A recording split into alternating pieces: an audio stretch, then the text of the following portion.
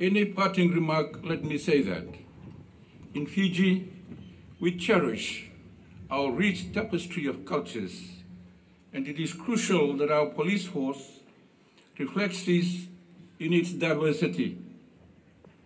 I urge the Fiji Police Force to strive for fair representation of all of our communities, especially our Indo-Fijian brothers and sisters. It is vital that every segment of our society sees themselves represented in those who protect and serve them. This principle of representation should be a guiding policy, not only for the Fiji Police Force, but also for the Republic of Fiji Military Forces.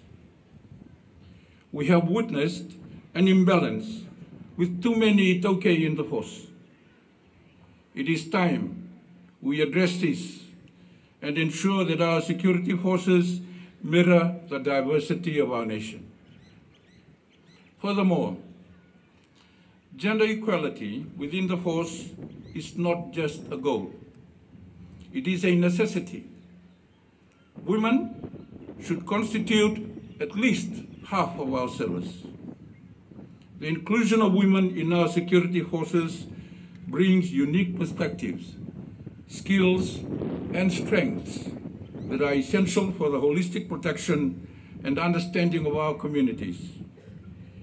In your duties, remember that you are not just upholding the law, you are also upholding the values of inclusivity, fairness, and of equality. As you embark on this path, remember that you are not just enforcers of the law, you are pillars of the community, exemplars of integrity, and the embodiment of the principles upon which our society is built. Wear your badge with pride, perform your duties with diligence, and uphold the values of justice, fairness, and of compassion. And congratulations on reaching this momentous day, and I'm confident that each of you will contribute significantly to the safety and prosperity of our nation. Serve with pride, lead with integrity, and may your actions always reflect the honor of the role that you now assume.